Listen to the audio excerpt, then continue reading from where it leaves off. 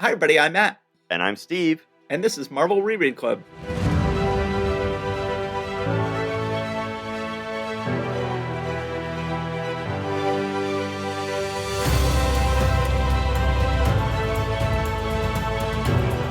Hi, Steve. Welcome back.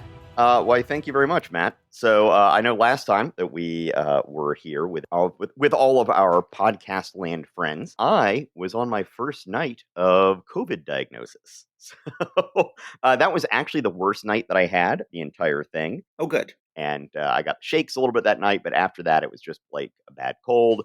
And I isolated from the rest of my family. Nobody else got it. And I have been good for a week or more at this point. So, yay. I did get caught up on a lot of reading, though, including some of the stuff I got for Christmas.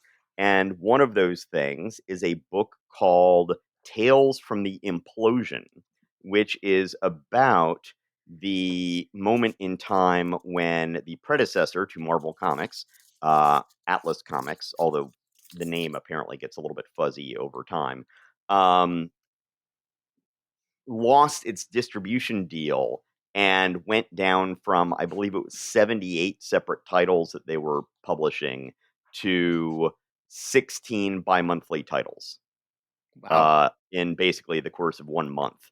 And it's a lot about what sort of laid the groundwork for the rebirth of the company as the Marvel Universe that we're talking about now. Yes. So anyway, so I did a lot of that reading over my convalescence. And so now I've also read some comics for this month, and I'm ready to get into it. Yeah. Yeah. So I did finally see Spider-Man, and I did enjoy Oh, it. And good. hey, man, I've had COVID. I'm bulletproof. I went out to the movie theater. It was a lot of fun. It was. Hold on, I'm watching it, going like, but this means that now anybody who wants to fully enjoy the Marvel Universe has to watch all 5 of those Sony movies. But Yeah. but I was still able to enjoy it quite a bit. But okay, Uh, let's go ahead and jump well, into well, this and month's they're books. talking about making a new Andrew Garfield Spider-Man movie now. What? I Now that didn't it's hear canon. that. Yeah. Completing his trilogy. Yes. We'll see. That would be rather crazy. Yes. Okay, let's go ahead and jump into this month's books. We've got 5 Marvel comics this month, but one of them has 2 different stories, and then we're also going to do an annual. We've got much dispute as to when Fantastic Four Annual number 1 happened. However, in the back of this month's regular monthly Fantastic Four, it does say, "Hey, soon you'll be able to go out and pick up the annual." So this seems like a good as place as any to include it. And of course, next month the Marvel Universe explodes, and we add X-Men and Avengers. So we don't want to save it any longer than that. Oh, one last thing I want to say though. I'd meant to mention this about the Atlas, the Tales of the Implosion book. That oftentimes when we hear we hear stories about the situation that Marvel was in when we started the Marvel Universe, and that they were in this very restrictive distribution agreement where they could only put out 8 books a month. And there's always this part of the story about how, like, oh yeah, but then they just published Fantastic Four number 1, just sort of slipped it in without telling them, and no one knows how they're able to get away with it. One of the things this book points out is that original 8 books per month schedule had already been modified once or twice in those intervening 2 or 3 years. And so they had already gone up to I forget, it was 10 books a month, or like it's alternating 10 books 1 month and 8 books the other month. So that had already happened a couple of months earlier. So the sort of apocryphal story of them slipping in the Fantastic Four sort of against the rules to, get this in there, apparently is a little bit embellished. Aha. So Okay. anyway, but one way or the other, we'll get into what we need to get into here. Yes. So let's go ahead and start with Fantastic Four number 17. We are going to try to move through everything quicker these days. We are not going to read the whole cover anymore because, everything's about to explode and we're going to need more time. So I'll just say that Fantastic Four number 17, it says, "In the clutches of Doctor Doom," and then it shows all 4 of them in various traps laid by Doctor Doom. So then the issue begins. They So they were hanging out with Ant-Man last issue. Now, one thing they've never dealt with in Ant-Man's comic, they always show that he gets to places by shooting himself out of a little cannon and then landing on a pile of ants. That's never clear how he gets home, because presumably the places he's going to don't have little cannons to shoot him back. and he presumably just has to walk home for what would seem to be 50 miles to him from wherever he is. Well, this time we do get to see him leave because we're seeing Ant-Man leave at the end of last issue, and he seems to be flying through the air. Well, how's he doing it? Well, it turns out Reed knew his preferred method of travel and built him a little cannon. Reed says, I'll put away this little launching platform I built for him. Never know when we might need it again. Johnny says, we sure could use a Joker like him in our combo, eh, Reed? Now we know how Ant-Man gets home as long as he's visiting someone who can make him his own little platform for returning home. And at this point, though, Reed must know the exact coordinates of where his home is because he had to go ahead and launch him to that exact place. Indeed.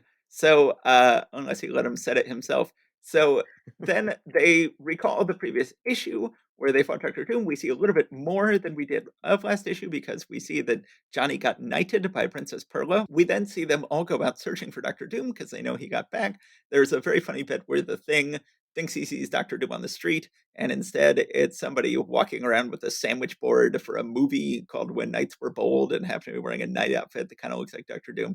There's an even funnier bit where Sue sees somebody selling a science fiction gun on the street. Two wonderful Kirby CD characters selling a science fiction gun on the street. And it turns out that no, they're just selling a ping pong ball shooting toy.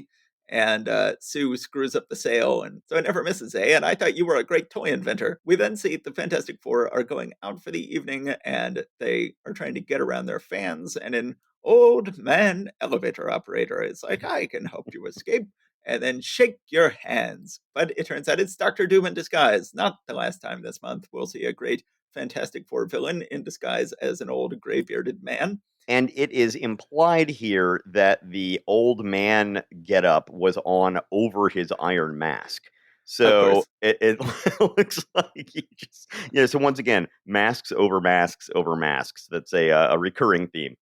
Yes, we then see Johnny out on a date again. They're really very much now going into this Johnny as Wolf, Yes. always, so he's like out parking. But now I'm glad we're together. That goes double for me, dollface. Say, here's my favorite parking place. Would you like to look and see if I have something in my eye? Johnny Storm, did anyone ever tell you what a fast worker you are? But then Johnny is attacked by a flying white puffy man, a silent robot. We see the same thing attack Ben and Alicia. We see one that is for some reason pink polka dotted going after Sue. We see one going after Reed as they're all in their own places. They reconvene. Reed realizes that old man put little things on their hands and takes them off. The things disappear. Then Oh, and by Doctor the way, Doom. Reed loses out on an honorary doctorate because of all this. They were just like, oh well, harumph. This is very improper to have a big Stay Puft Marshmallow Man flying over your head. No PhD for you. Yes. Well, my little friend, you ruined my evening, lost me an honorary degree, and I still can't lose you, he says to his white flying thing. But they get rid of them, and then Doctor Doom sees this, and it's like, oh, whatever that plan was, it's fallen apart. So he's like, instead, I'll kidnap Alicia.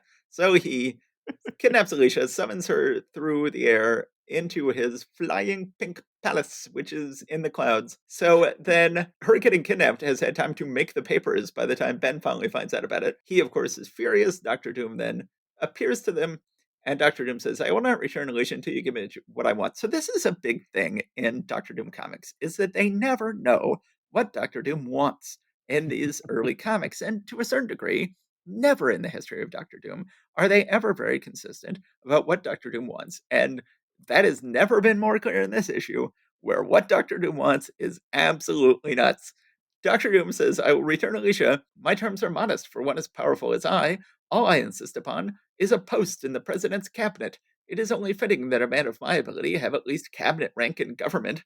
So, and he's not even specifying which post. It's like, does he want to be Secretary of Defense? Does he want to be Secretary of Agriculture? It doesn't even matter to him. He's like, I demand some sort of seat in Kennedy's cabinet. Now, can you imagine Dr. Doom at a cabinet meeting, just with everybody else going like, and then there's Dr. Doom. He joined the cabinet because he kidnapped a blind woman, and now he is in the cabinet. Dr. Doom, we need you to do a presentation on pork belly futures as our new Secretary of Agriculture. Yeah, that sounds about right. It's just like, yeah, it's like one of those deal with the devil things where it's like, I want a seat on the cabinet. It's like, okay, you're now Secretary of Transportation. It's like, oh, I should have been more specific. No, he is not specific. Right, So then but they also have this weird thing they do, and they've continued with this off and on through the years in the comics, sometimes doing this and sometimes not, of, like, having it be very clear that this is definitely John F. Kennedy but just these oblique shots of, like, there's just his hair and his forehead, but then, he's saying something about, like, what is it? "And now, gentlemen, if you'll excuse me, it's Caroline's bedtime," and it's just like, "What so why don't you just show him?" I don't anyway, yeah, well, it's weird. especially because the next page they show Khrushchev. So Yes. they are willing to show Khrushchev's face. They're not willing to show John F. Kennedy's face. Of course, John F. Kennedy was about to die. Nobody knew that. But so we see John F. Kennedy in a rocking chair, and then we see his hair, and he says, "Nope, I'm not going to do it. I'm not going to let Doctor Doom on my cabinet." Doctor Doom starts wrecking missile tests. We cut to people who are celebrating this in the Soviet Union, but Khrushchev, who I guess Khrushchev has no hair, so he can't be shown by his hair. So he has to be shown full in the face. And he says, "Stop gloating, you numbskulls. Dr. Doom is not doing this for us. For all we know, he may strike here next." Cut back to the United States. Reed Richards has figured out where Dr. Doom's floating pink palace is. And now we try to keep this podcast kid friendly. So I'm not sure how to describe this. But he puts Ben, he says the only one who can get in is Ben is the thing while he's Ben Grimm. So I'll give him one of his pretty consistent things now where he can always turn him into Ben Grimm just for a little while. And I'll put him in what can only be described as a flying robot sperm. I don't know if we're allowed to Uh, say that on this podcast. yeah, I don't know. It's sort of like a cross between that and like an octopus or something like that, or a jellyfish. If there It's are any kids listening to this podcast right now, let me just say that when a man loves a woman very much, then a jellyfish. Apparently, yeah, I don't know. It looks like a cross between that and a jellyfish, but yeah, it's a little but the bit odd. picture of this jellyfish, let's call it, penetrating this egg-like pod is very, Suggestive. suggestive. Anyway, so then they go ahead and insert this little thing that the thing is in into this ship. It makes it in just before he becomes Ben Grimm again. He then smashes open a hole for everybody else to come in. They are all four caught in various traps. They all four escape their various traps. Which is And weird. then, For some reason, they decide that it would be better for them to all split up and go in different directions, thinking, "Oh, well, he can't catch us all at once." But then that just splits them up, and then they can't act like a team, and everybody happens to end up in the room that was apparently designed just for them. yes, as any dungeon master can tell you, splitting up the team is death. And the other thing I wanted to say is that with the thing's particular trap, I can see no reason why that greased pole was even there. Like Yes, that's there's no reason for that pole to be there in any way, shape, or form. It's yes, the thing is just sent through a trapdoor, falling into the city below. But there is a greased pole there, which supposedly is not going to be no help to him because it's greased. But of course, his powerful hands just crease the pole, and then he's able to climb up it. So then Doctor Doom attacks them all with hurtling power spheres. Once they're reunited, he says, "They're gone. I've won at last. Doctor Doom has defeated the Fantastic Four." But then, nope, it turns out that Johnny has a new power we have never heard about. He can create convincing illusions of anything using his flame powers. And then to show this, he draws an illusory Doctor Doom sort of crudely. And he says, "Here's one I can make of you. Pretty good for a guy who never went to art school, huh?" So this is they're entirely dependent on Johnny's artistic abilities in his holography. And it turns out Johnny is a sophisticated and experienced holographer and knows how to do the team pretty well. and Good enough for government work. this goes back to what I pointed out is that essentially the way that they thought of Johnny's powers at this point were something more akin to Green Lantern or later Firestorm. Yes, very much. Rather than just, hey, it's fire. It's like, yes, but it's fire that can be all of these different solid things. It's like, no. But then, do we pass the Bechdel test here on page 20? I'm not quite sure. They are talking about Doctor Doom. Yeah, the thing about the Bechdel test is that the way the Bechdel test is frequently interpreted these days, nothing passed the Bechdel test. Like, if and the number one sign of this is if you read Alison Bechdel's original Dykes to Watch Out For cartoon, where she proposed the Bechdel test, she is saying that, oh, I like movies like Alien. which has two named women characters who talk about something other than a man. Well, if you actually go back and watch Alien through the eyes of how people currently talk about the Bechdel test, it doesn't pass because there's only one brief conversation between the two women, and they're talking about whether or not the male robot has ever hit on them. They are figuring out he is a robot because they're talking about whether or not he's ever hit on them. Well, that fails the Bechdel test according to the current way people talk about it. But when even the ultra example of passing it is now failing it, then I think that this test has become somewhat problematic. But yes, so they are talking here. They're alone in a So room by together they, I'm talking sorry, I here. jumped forward there. Basically, Sue sneaks into the room where Alicia is being held hostage and talks to her. Yeah. And I skipped past that when I talked about the thing. Okay. And it's funny how like the fashions, early 60s fashions are still somewhat a continuation of like 40s fashions, and that the women still wear a lot of suits. That Alicia's wearing a suit. This is like a big thing. Like women in the 40s in movies are always wearing suits, and they're still wearing them here. So then Sue imitates Alicia so that Dr. Doom will think he's going to Alicia. She then turns invisible. As we all know, Invisible Sue, always good at beating up Dr. Doom. And once Yes. again, she is beating him up. And he attacks her, but then the whole team comes, and Doctor Doom flees out the window and disappears into the clouds in three panels that are very similar to the panels of him disappearing into space in issue number 6. And then Reed and Sue hug each other. Alicia and Ben hug each other. And Johnny says, "Yeesh, what a lot of mush. I don't blame Dr. Doom for jumping." So that's this issue. I think it is a merely serviceable issue of the Fantastic Four, nowhere near as fun as the previous Doctor Doom issue where they go to the micro kingdom, which that issue was full of delights and big imagination on Kirby and Lee's part, and there is much smaller imagination on Kirby and Lee's part in this issue. One thing that I will point out about this particular story is that it really cements the idea that the Thing and Alicia have a unique bond, that they are Yes. a love match in one way or another, depending on, you know, we don't know exactly how that works, and between the proprieties of the '60s and the anatomical issues involved, but that he very much considers himself to be in love with Alicia. And I think that we haven't really gotten that to this extreme degree before this issue. So I think it's an Yeah. important issue for that reason. Yes. And, it is a fun issue. And the degree of incident in these early issues is just still just so extreme. There's so much story here. And they're doing a lot of good character work, showing them all for going off and doing their various things. And there's just a lot of real weirdness with Doom wanting a seat in the cabinet. That's fun. It shows that they really don't know what Doom wants. All Doom really ever wants is to kill the Fantastic Four. And once he actually gets a chance. They always say that the way to win any argument is to ask somebody, "Okay, how does your plan work?"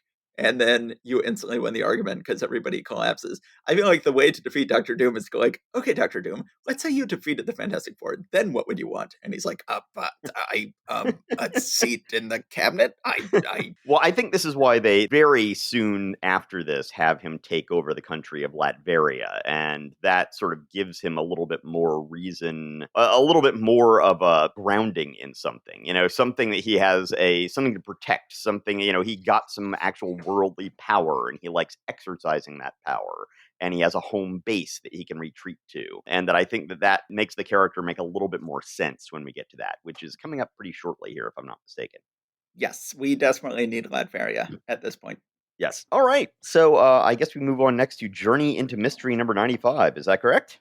Yes. Okay. So this is Thor. On the cover, we have two Thors. One of those Thors has two hammers, and he is throwing both of those hammers at the other Thor.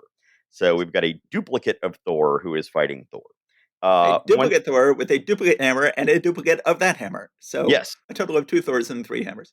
yes, yes, absolutely. Once again, this issue is plotted by Stan Lee, scripted by R. Burns, which is short for Robert Bernstein, penciling and inking by Joe Sinnott. And once again, I really like Joe Sinnott's art, just for art's sake. I love the execution of it. I love sort of just as a penciler and an inker, I just really like him.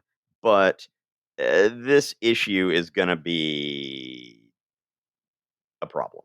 So Well, he's just, to the degree to which the artists were plotting the books, I just don't think Sinnott was a good plotter. He just yeah, wasn't. He just completely lacked Kirby and Ditko's imagination. right. And for that matter, Art Burns would lack Lee's later flair for scripting Thor. And so we've got these very sort of pedestrian mundane stories from Sinnott, if he is the plotter, and we have this pedestrian mundane dialogue from Art Burns. And Thor has been a bit of a chore, but soon Kirby will be back. So the story starts out with Thor having been called back to Asgard because Asgard has a drought. And apparently, Thor, being the thunder god, is the only one of the gods who can actually make it rain, which I guess kind of makes sense. But part of me is like, I don't know, dude, you got a bunch of Asgardians around here with all sorts of stuff. Isn't there something else you could do? But so he comes by and does his little stamping on the ground thing. And then the thunderstorm starts. He's like, Dad, I got to bounce. I got a thing I have to do. So I'm going to be back a little while, so I'll come back next week and turn off the rain. Like, all right, that's very good. So what he has to get back to New York City for is this is a continuation of Don Blake Super Scientist, Yes. which we have seen a little bit before, and this takes it to a ridiculously higher degree. We already had the thing where he invented the sort of like remote X-ray telescope searchomogram thing that he used to search for his hammer and found it under the river out of materials that he had in his medical lab in the course of 2 hours, right? So we already have that. But now at this point, apparently, he has built an android that is being displayed. And Thor shows up to demonstrate some stuff with the android. And then, meanwhile, Blake's collaborator on this whole android thing is the one who's doing the presentation. So, Yes, but of course, this makes no sense at all to have like, oh, no, wouldn't it be fun to have Thor stop by? Which of course means the inventor himself, Don Blake, cannot be there. And it's no. like, well, wouldn't it make more sense to have Don Blake go there? Yes, Thor tells Odin, I'll head straight for the scientist convention where Professor Zaxton is scheduled to demonstrate the strange android, which my other identity, Dr. Don Blake, invented. Like, what sort of doctor is? I mean, like he's been shown as being a medical doctor in the past. Yes, and we've seen him doing surgery, and we've seen him running just sort of a general practitioner, a general practice, and then we've also seen him creating super science, and then this is even bigger super science, even superer science. So it turned, and actually, you know what? This feels a lot like a Silver Age Superman comic. It does. Doesn't it? Yeah. Yeah. So, so anyway, they're showing how intelligent the android is and is able to do like a higher math because, of course, he's got an IQ of 375. And then they're showing how strong he is by having Thor try to hit him with a hammer. They're then talking about how these things can be used to be invincible soldiers. And I'm like, oh, wow. Okay. So now we're getting into the dystopian stuff being sold as, hey, wouldn't this be awesome, folks? Um, Yeah. but then the android starts to short circuit because of stuff that Zaxton is doing. Zaxton, the other scientist who is doing the presentation, and he's like, "Oh no, I messed up the controls, and I'm turning all the dials at once, and what's going to happen?" And then he's like, "Oh yeah, well, so don't worry, it's going to be destroyed, but it's indestructible skin on the outside. We'll keep it all in there." He's like, "No, you fool! It's all made of the same material, and so it'll splinter and." The indestructible skin will just become like shrapnel. And so then Thor has to wrap the thing up and tie it to his hammer and throw his hammer up into the sky to have it explode harmlessly in the sky. And then it comes back, and Thor's like, "Oh man, that sucks. My super science android had to be blown up. Huh, well, whew, bad day." So it Yes. just seems he might be a little bit more distraught by this whole thing. And then so he comes back and finds out that Zaxton is there in his office when he gets back, and he's like, "Hey, Zaxton, what's going on? And hey, by the way, did you see Jane?" And he's basically like, "Guess what? I kidnapped Jane. And yes, I sabotaged our presentation on purpose because I forget the exact reason, but one way or the Yeah, other, now I was I've looking forward to see how you finish that sentence, Steve, because uh, Chris read this issue and I didn't see him ever explain why he sabotaged the presentation. because waves hands, and now I have Jane prisoner. So because of that, you are going to use your knowledge that you have demonstrated by creating this android to then help me use my duplicator machine, which can duplicate any solid object and make it work on living objects. Because clearly you know how to create artificial living objects. You can help tweak my machine so that it can actually duplicate living beings. Blake is not quite sure how to deal with the situation in terms of he could turn into Thor, but then he has this code against human harm except in self-defense. So if he just turned into Thor and then just beat the guy up until he told him where Jane was, that would go against his code of honor. So he Yeah, just so stays. kidnapping Jane is not enough. Kidnapping Jane, all he did was kidnap Jane. You can't do any harm to him just because he kidnapped Jane. That doesn't rise to the level of Thor meting out justice. Don Blake then goes through the motions of trying to help the guy, and well, I guess not just goes through the motions, actually does help him. And then Zaxton tries out his duplicating machine on an alley cat, and just creates a whole bunch of more feral alley cats for whatever alley cat rescue is going to have to deal with those later. Yeah. And then so meanwhile, while he's trying that, Blake goes into the closet and turns into Thor, and for some reason this time when Dr. Zaxton sees him turn into Thor, he recognizes, hey, you were Donald Blake, and now you've just turned into Thor. The first time that anybody has actually been able to figure that out. Every other time people were looking right at Donald Blake as he turned into Thor. They were like, hey, what happened to Donald Blake, Thor? And Thor is always like, I threw Donald Blake out the window, and here I am. I threw disabled Dr. Blake out the window. Yeah, so this time, though, he recognizes him. So he then duplicates Thor. But then at this point, we find out that whatever duplicates are made, living duplicates, have the exact opposite personality of the one that was being duplicated. So this Thor So is apparently evil. he noticed that the alley cat was evil, and then its duplicate was good, and then the duplicate of that one was evil, and the duplicate of that one was good. So he's, Or no, or was he just shooting it continually at the original alley cat, and so he kept on getting. Yeah, I don't know. Who knows?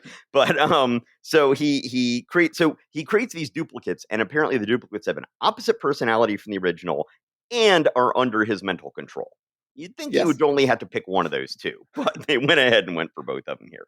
So we see Thor once again. He's got the whole thing where the number of thumps that he does with his hammer ends up doing different things. So 4 thumps for lightning. So he's fighting this evil Thor who has been given a duplicate hammer. So he's A like, duplicate hammer and a duplicate of that duplicate hammer. So well, he's that's what I meant. As in, he has his own hammer that was copied, and then that duplicate hammer was copied. Now, does Mjolnir have an opposite personality? I don't know how that works here. Is this Mjolnir evil, and then is the copy of that one good? Then at one point, Dr. Zaxton actually goes and duplicates a passenger plane and creates dozens of them just to like get in between Thor and the duplicate. And I'm sitting here thinking, okay, the implications of this are really huge. It's like, did you just duplicate this plane dozens of times and now you just duplicated all of the jet fuel that's in there and duplicated all of the passengers and pilots? And are all these things going to need to land somewhere, or do they all just disintegrate at some point? Like, okay, do not think about this too hard. This will not last very long. We just need to get through these next few pages. do not think about this harder than Joe Sinnott thought about this. And then when Thor is cornered and duplicate evil Thor throws his 2 hammers, Thor finds out that these do not hurt him when they hit him. And then he sees, once again, the magic inscription talking about whosoever holds this hammer, if he be worthy, shall possess the power of Thor. And since this duplicate is not worthy, then these hammers do not actually have the power that they should have. So he goes ahead and is able to get rid of the duplicate Thor just by hitting with the hammer, and he, fades away to nothingness. And then he goes down to get Zaxton, but Zaxton makes a duplicate of himself. And then, of course, Zaxton, who is evil, falls off an overpass and dies. But then that means the duplicate Zaxton who's here is actually not evil. And conveniently enough, somehow doesn't remember that Thor was Dr. Donald Blake. He's able to just be like, "Oh yeah, no, he here he is back into society. He's now a good guy." And then meanwhile, I'll go get Jane Foster, and Jane is saying, "Thank goodness you found me. Professor Zaxton must have gone mad." And Thor says, "I know, Jane, but now he's snapped out of it. He's sorry for what he's done because Yes. he now knows he's a good guy." And then the very last panel is Thor back in Asgard, where Odin is like, "Oh, I thought you might have forgotten us, Thor." And Thor's like, "Oh, I could never forget Asgard. I'm going to come here and stop the rain for you." Yes. And Odin just seems, kind of like just a kindly old grandpa here, rather than the grizzled old veteran warrior that we will know him as in future years. And once again, no spectacular helmet, no spectacular throne. No, no, no. He is very plain at this point. He will get fabulous later. Yes. So, a merely Yeah, serviceable issue of Thor, I would say. yeah. Once again, I really enjoy just looking at the Sinnot art, but in terms of the issues that he is, once again, we don't know exactly how much plot came from Stan Lee and how much plot came from Joe Sinnot. But one way or the other, yeah, the issues that he ends up drawing are lackluster at best.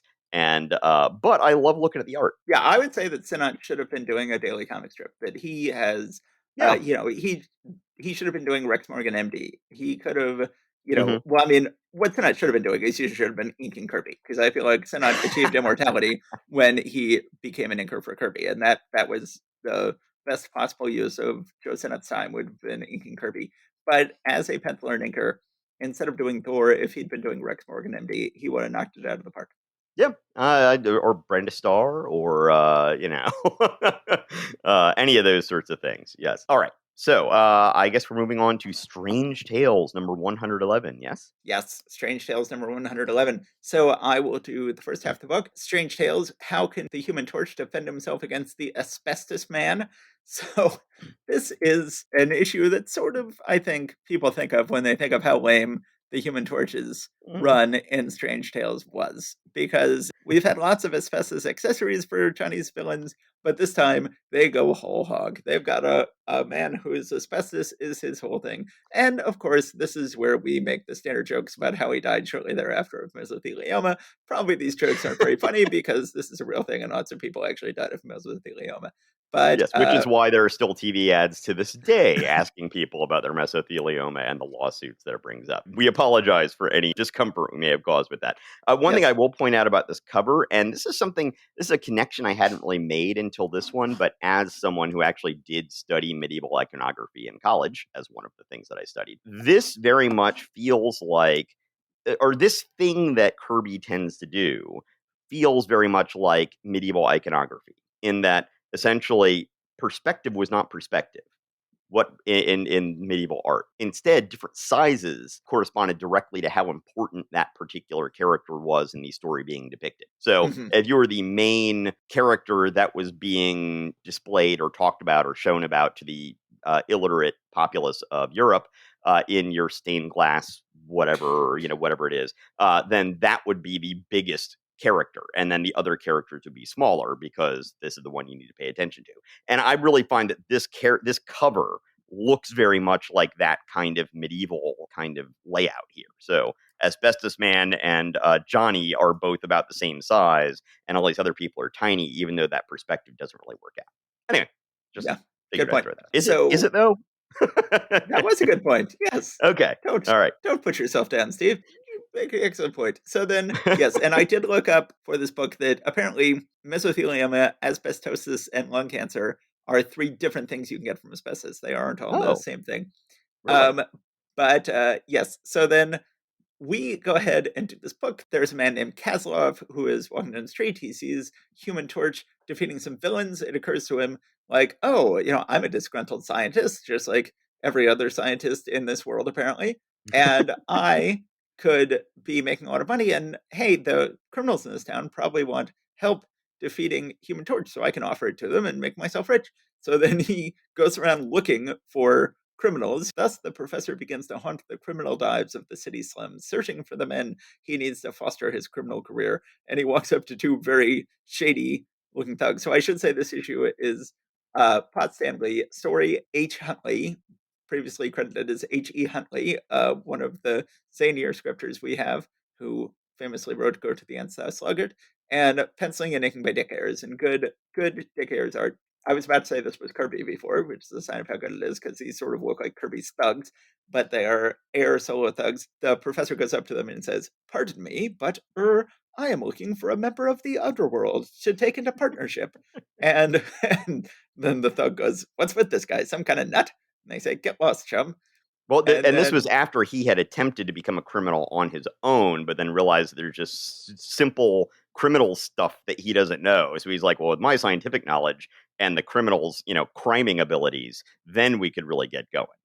So then he decides to become a bad guy, and he says, "Well, the first thing you need when you're a bad guy is you need an old castle."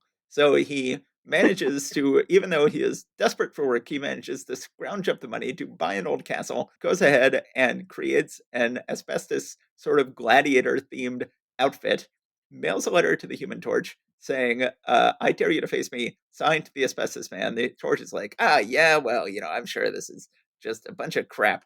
And then he tries to burn the letter up, but it won't burn. It's made out of asbestos. And that convinces him that this guy is for real. He then gets out his chemistry book to look up to see what his chemistry book says about asbestos. He recites all sorts Because of. it's not like everything in his whole room and everything in his house isn't already made of asbestos. Yes, we have found out before that he has asbestos sheets on his bed, but it's never occurred to him until now to actually look up what asbestos is. And of course, this chemistry book contains some facts about asbestos, does not contain the most salient facts about asbestos, which I guess had not been discovered at this point. or I think the reason there are all the lawsuits is it had been discovered by the people who made asbestos, but had not yet been made public to the I guess people so. buying the asbestos. By the way, how many old abandoned castles are there in the greater New York area? Well, I think in Glenview, I think that the guy with the imps was also in the general Glenview Oh, area, so, and so I you think think this that might be the same castle? Like after he was put away, that this may be the one. That's why he was able to get it for cheap. well, he has to specify come along to the old castle on Thorn Road. So he doesn't say come along to the old castle. He's like come along to the old castle on Thorn Road. So of all the old castles surrounding Glenview, this Well, is you the don't want to specific one I want you to come you to. don't want to accidentally go to Doctor Doom's castle, right? Exactly. So he's this guy who, again, doesn't know much about crime, is like, so first thing I should do is I should send Human Torch a letter, tell him exactly where I live, and have him come here and fight me. So he does. Human Torch shows up. The guy, he has a bunch of asbestos, defeats Human Torch. Then, once again, this comes up almost every issue.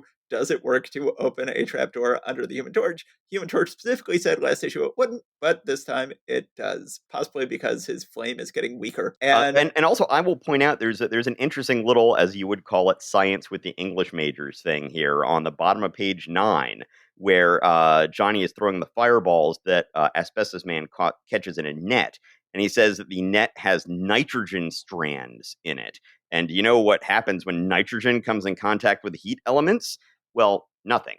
But but I think that what I was going to say Stan, but Stan or Dick or H.E. Huntley or whoever was thinking of when writing this is that if you have nitrogen compounds and they get heated up, that they can blow up. I mean, that's basically what the Oklahoma City bombing was that. uh, But if you just have nitrogen strands, it's like, yeah, that's not a thing. so But that he dumps Johnny into a moat, seemingly into yes, he says, swim to the end of the moat and you will find a door through which you can escape. Johnny goes home and cries in his pillow. Then Sue finds him there and Womp convinces him sound to wet buck on his up. bed. Like in all of his clothes, he just swam through this moat, then gets home and just falls down in his wet sopping clothes onto his bed. Which Yes, that's low right there. it is. So then meanwhile, the asbestos man is still taunting him. Sue is giving him encouraging words. He decides to go fight the asbestos man again, but this time, instead of trying to melt the asbestos man, who can't be melted because he's asbestos, he will melt his net. Now, you would think if the asbestos man can send an asbestos letter, he could also have an asbestos net, but he doesn't. Johnny melts his net, then Johnny melts a chandelier to fall on his head and melts the the actual stones, the stone floor of his castle, Johnny manages to melt so that he falls through. Then he burns up all the oxygen around him. So he defeats him in various clever ways by burning things other than the Asbestos Man himself. And Now, then uh, as the little he science lesson though says about asbestos, asbestos is basically just rock fibers. So if you can melt this rock, you know. he should Anyway, be able to melt asbestos itself. That is true. So then the professor surrenders, and Johnny says, "Remember, Professor, you can never play with fire without dot dot dot getting burned." The end. So, yes. this is an infamous issue, an issue that came to stand in for how generally lame this book was and poorly dated this book was. Surely one of the most poorly dated stories in comic book history. Little did they know what the actual threat of the Asbestos Man was, but Yes. a well penciled and inked by Ayers. So, we tend to say these things on the show and then turn out to be wrong. But next issue, X-Men and the Avengers are going, and I think I can safely say at this point that Kirby is gone for good from I'll go Strange I'll go Tales. I'll go out on that limb with you. He is gone for good from Strange Tales, from Iron Man, and from Ant-Man. I don't think he is ever going to draw another Strange Tales Human Torch story, another Tales of Astonishing Ant-Man story, or another Iron Man story. So at this point, we're stuck with Ayers on this book, and I think Ayers is doing a good job. I think Ayers is doing excellent pacing and inking on this issue. And of course, again, we have the same problem with Thor, where he just lacks Kirby's flair for great characters and visual imagination, and Kirby's end it goes, and Lee's to the extent that we want to give Lee credit for anything. And I do like how it has a clever solution. I like how he has to actually outthink his opponents, which they tend to be pretty good at in these Human Torch stories. Human Torch stories almost end with some way where he has to outthink somebody, as opposed to, say, the Thor stories where he rarely does. So I do like that. Yeah. Yeah. All right. So after we get done with the Johnny Torch story, Johnny Torch, I keep on doing it. The Human Torch Johnny Storm story. We are now going to go on to our second Doctor Strange, Master of Black Magic, wherein we are introduced to Baron Mordo, who I believe would probably be considered his arch foe. Would that not be? Maybe Dormammu, Yeah, or he's one Dormammu. of I them. never know how to pronounce that, but yes, we can go ahead and call Baron Mordo his arch foe. Sure. Well, his arch human foe. Let's put it that way. Yes. Yeah, certainly. And of course, once again, for those of you who know more about Marvel from the Marvel movies, of course, Baron Mordo is in the first Doctor Strange movie. At And this point, you're supposed to say the name of the actor who plays him in the Doctor Strange movies, I knew you were and going to put. I will judge your pronunciation. uh, uh, Chitawella Jetafor? I have I'm no sorry. idea how to pronounce his name. Chiwetel I'm Ejiofor is how I usually pronounce it. I have no idea. um The star of 12 Years a Slave, excellent uh, actor. I yes. apologize to everybody for not knowing how to pronounce his name. Yes, a comic book artist who I am friends with, Jamal Eigel, has recently, at least, had it as his Twitter handle or his Twitter name. It's not the handle, but the name. What was it? Family Dollar Chitawella Jetafor. Or something. He's a black artist. So he said he's the Family Dollar version. Yes. So anyway, he is played by that very talented actor whose name I should have double checked how to pronounce before we started this. And we'll go back and listen to this. And Matt, when you're editing this later, if our mispronunciation of his name sounds too offensive, we can just cut the whole Yes. Oh, I'm not cutting anything. You're stuck.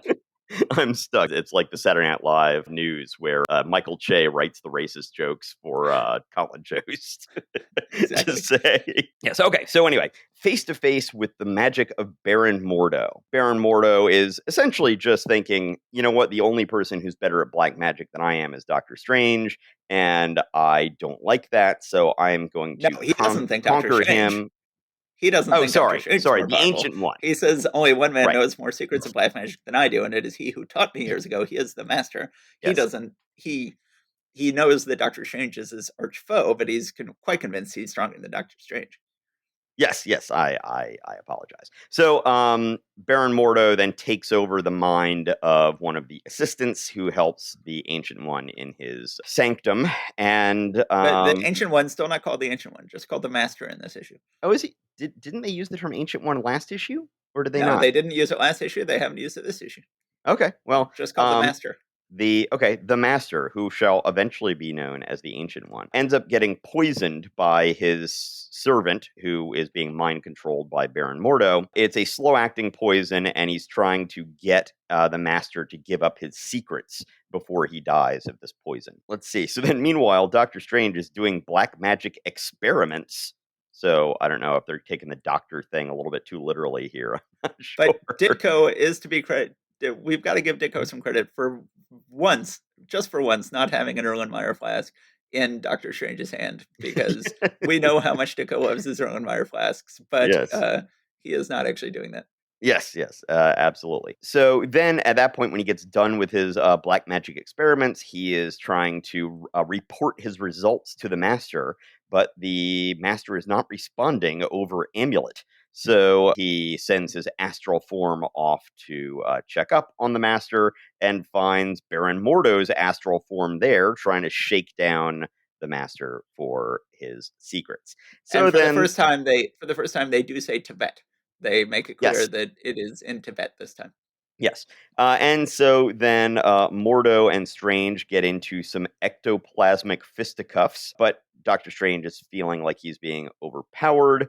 And but then Doctor Strange is able to use the astral form of his Eye of Agamotto, which has not been named yet, but the magic eye that he has to essentially give some energy and some power to the master, the Ancient One, in order to bring him out of his drug induced stupor. Mordo escapes back to his physical body. Well, Strange tricks him. I always like it in these stories where they trick him. And so Strange is like, my enchanted amulet can transmit its energy to wherever your mortal body may be. It shall find it and prevent you from ever returning to it again. And Mordo falls for the trap and he says, never, I am stronger than you, stronger than your amulet. I shall reach it first. And then, of course, Right. when they get there, he says, you cannot escape. Mordo takes over his human body again and says, you cannot escape me now. And Strange says, I do not desire to escape you. I have won. The master is safe. You blundered into my trap. My amulet did not have the power to lead me here, but you did in your panic. Yes, yes. And in the end, Doctor Strange is praised by his master for defeating Baron Mordo and protecting him. And then there's some ominous predictions about their future. Then basically a whole thing about black magic and all of this other stuff. And then more of the occult adventures of Doctor Strange will appear in a future issue of Strange Tales. Notice it does not say next issue. It does Uh, not. And yes. indeed, Doctor Strange will not be back next issue, nor in the following issue. And So seemingly he failed his tryout here until they give him a reprieve 3 issues from now. or it could be that Steve Ditko showed up with these two stories, and then Stan Lee just went ahead and put these in two successive issues, and it's like, oh, let's see how it works out. We'll find out from here. One thing I want to point out is that Doctor Strange does not yet have his cloak of levitation. He will be getting that shortly, or in coming months. And as I mentioned earlier too, the Eye of Agamotto, which has not yet been named, but his eye amulet will disappear when he comes back in a couple of months. He'll have a much simpler looking amulet, and then he'll have to somehow earn back the Eye of Agamotto. And I don't know exactly how that happens, but I was surprised to see it here, since I know that he does not have it in some of the upcoming issues. But yes, so Yeah. this is certainly a momentous story in that it introduces Baron Mordo, who will be one of his primary nemeses going forward, and we see a little bit more of how his ectoplasmic self can work in the real world and what kinds of powers it has to interact with real world things. And we're doing a lot of nice world building that we're going to need for Doctor Strange going forward. I like the look of the architecture and the different mystical rooms in both Tibet and in New York and wherever the heck Baron Mordo lives. So the art Yeah, is it's quite interesting. nice. They feel like they can now specify where the master lives in Tibet, but they don't feel like they can specify where Baron Murder lives. It says in a heavily guarded hidden castle in the heart of Europe. And that's all they're willing to say. Yeah. So presumably Central Europe somewhere, but yeah, we don't know. So anyway, yeah, I quite a nice story where I'm looking forward to more Doctor Strange. Yeah, not anywhere near as great a story as last month, I would say, but still a fun story. Really shows that Doctor Strange is going to work as an ongoing book, and he's got a good villain now. He's got, like you said, lots of good world building, lots of good sense of just a wonderful world. Ditko is just drawing the hell out of this book, Oh and yeah. drawing and inking, more importantly, the hell out of this book. And I guess we can safely say plotting, because Yes. Stan gave him credit for plotting it. But Stan is also scripting the hell out of this book. Stan, I gotta say, compare this to the R. Burns scripts or H.E. Huntley scripts we've had this month, and this is head and shoulders above. Stan, if he is scripting it, is scripting the hell out of it. Doctor Strange has a lot of personality. Baron Mordo has a lot of personality. The Master has a lot of personality, and it is a fun book to read.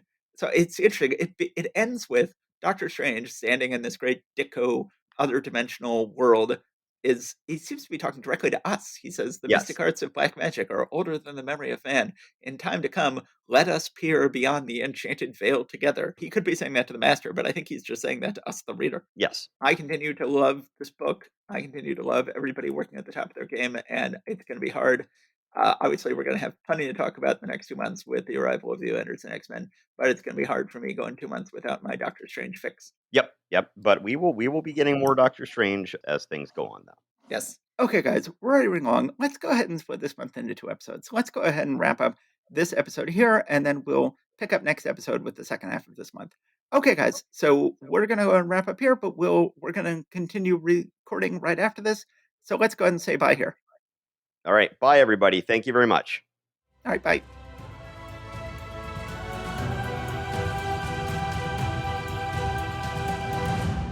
Thank you for listening to Marvel Reread Club. Please subscribe and rate us wherever you found us. Go to secretsofstory.com and click on Marvel Reread Club in the sidebar to find notes and join the discussion about this episode. See you next time.